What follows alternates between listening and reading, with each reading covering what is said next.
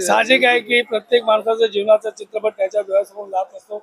जसं तो एक एक टप्पा पार करत असतो. आज मी 60चा टप्पा ओलांडला आहे आणि 60चा टप्पा ओलांडताना मला स्वतःला आनंद आहे की ईश्वराच्या कृपेने आणि शिवसेना प्रमुख बाळासाहेब ठाकरे यांच्या आशीर्वादाने माझं जीवन हे सार्थकी लागलं.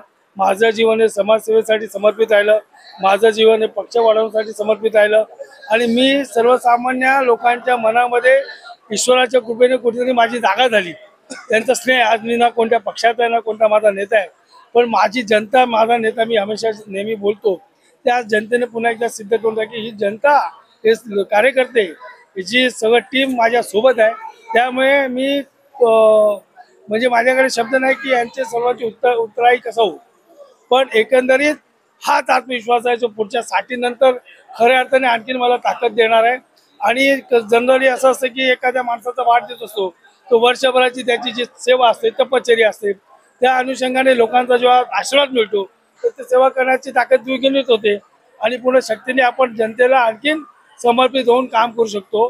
त्यामुळे अत्यंत आनंदाचा दिवस आहे आणि अत्यंत उत्साहाचा पण दिवस आहे. मी सर्व जनतेचा आभार व्यक्त करतो की अशा वेळेला देखील ते पुणे ताकदीनिशी माझ्या पाठीमागे उभे आहेत. महाराष्ट्राचे उपमुख्यमंत्री एकनाथ शिंदेचा फोन आला, काय सांगितलं, काय बोलले? त्यांनी शुभेच्छा दिल्या, शिंदे साहेबांनी शुभेच्छा दिल्या आणि हेच खरं कार्यकर्त्याला हवं असतं. एखाद्या कार्यकर्त्याला काय हवं असतं, जेव्हा तो पक्षासाठी काम करतो, झटतो, मेहनत करतो, लढतो, पक्षासाठी रस्त्यावरची लढाई लढतो आणि केसच घेतो, त्याला एक शाबासकीची थाप कुठेतरी अपेक्षित असते सर्वसामान्य शिवसैनिकाला किंवा कोणत्याही पक्षाच्या कार्यकर्त्याला. आता मी तर कोणत्या पक्षात नाही, पण तरी देखील मी जुना शिवसैनिक आहे, एक कर्मठ शिवसैनिक आहे, लढाऊ शिवसैनिक आहे. हे त्यांना माहीत आहे, हे त्यांना समजलं आहे आणि त्याचाच त्यांनी म्हणजे त्याचा प्रतिसाद जो आलाय तो साहेबांनी फोन करून शुभेच्छा दिल्या. माझ्यासाठी खूप आनंदाचा क्षण आहे आणि प्रत्येक नेत्यांनी मी विनंती करीन प्रत्येक पक्षाच्या नेत्याला की तुमचा कार्यकर्ता रात्रीत झटतो, जमिनीवर झटतो, लढाई करतो, पोलीस स्टेशनमध्ये धावतो, हॉस्पिटलला धावतो, अरे कधीतरी वर्षात एक दिवस असतो, त्या दिवशी देखील तो तुमचे आशीर्वाद घ्यायला येतो. पण असं न करता प्रत्येक नेत्यांनी जर त्या कार्यकर्त्याला फक्त एक फोन केला, अरे राजू तुझ्या वाढदिवसाच्या हार्दिक शुभेच्छा, तर आयुष्यामध्ये ना कोणताही पक्ष कधी कमी न पडणार आणि कोणत्याही कार्यकर्ता पक्षासाठी कधी कधी हटणार नाही मागे. शिंदे साहेबांमध्ये ते गुण हे उपजतच आहे, कारण ते हाडाचे शिवसैनिक आहेत आणि त्यामुळे शिवसैनिकांची व्याथा त्यांना माहीत आहे. आणि आज तर मी कोणत्या प्रकारचा म्हणजे संपर्क केला नसताना देखील त्यांना कळलं की एक शिवसैनिकाचा वाढदिवस आहे, त्यांनी आवर्जून फोन केलाय. आमच्यासाठी अभिमानाची गोष्ट आहे. सांगितलं तुम्ही की बाळासाहेब ठाकरे साहेबांचे गुणगान जिथे जास्त होणार तेच खरंच शिवसेना आहे, हे तुम्ही सांगितलं. डेफिनेटली प्रत्येक शिवसैनिकाचं स्वप्न आहे. मी राजू पेडणेकर त्याला अपवाद थोडी आहे, मी काय एकटा थोडी शिवसैनिक आहे. जो शिवसेना प्रमुखाचं जिथे नाव असेल तिथे जय जयकार होणार, छत्रपती शिवाजी महाराजांचं जिथे नाव असेल तिथे जय जयकार होणार. आणि आम्ही तर हाडा मासाचे शिवसैनिक आहोत. बाळासाहेबांनी आमच्यामध्ये हे जे बीज रोल आहे कडवट हिंदुत्वाचं आणि मराठी माणसाच्या ना ऐक्याची लढाई लढण्याचं, तर स्वाभाविक जिथे बाळासाहेब आता माझ्या बॅनरवर कोण आहे तर शिवसेना प्रमुख बाळासाहेब फोटो आहे, कारण त्यांच्या विचाराने मी काम करतो. जनताला तुम्ही काय सांगणार आहे, हे मोठ्या संख्येमध्ये आले जनताला मला सांगायची काय गरज आहे, जनतेचं मी आभार व्यक्त करणार आहे. जनते जी मोठ्या संख्येमध्ये आज लोक उपस्थित राहिली ना, त्यांचा आभार जेवढं व्यक्त करावं तेवढं कमी आहे. कारण आजच्या तारखेला पद, प्रतिष्ठा, सत्ता, पैसा ह्याला महत्व आहे. जिथे हे सगळं असतं तिथे जनता जाते, पण एक उघडा कार्यकर्ता, फकीर कार्यकर्ता, पण लढाऊ सर्वसामान्य कार्यकर्त्यांसाठी समाजासाठी लढणारा कार्यकर्ता, आणि त्याच्या मागे जेव्हा सर्वसामान्य जनता उभी राहते, ह्याच्यापेक्षा मोठी ताकद आयुष्यामध्ये काय कमवायची आहे. अरे पैसे असणाऱ्या लोकांकडे कार्यकर्ते नाही आहेत, पण मी एवढा मोठा श्रीमंत आहे की माझ्याकडे आर्थिक शक्ती नसेल, माझ्याकडे राजकीय शक्ती नसेल, माझ्याकडे नेतृत्वाची शक्ती जरी नसली तरी माझ्याकडे माझ्या सद्गुरूच्या कृपेने सर्वसामान्य जनशक्ती उभी आहे. ह्याच्यापेक्षा भाग्य कोणाचं. ओम शांति. परमपिता परमात्मा शिव बाबा की ओर से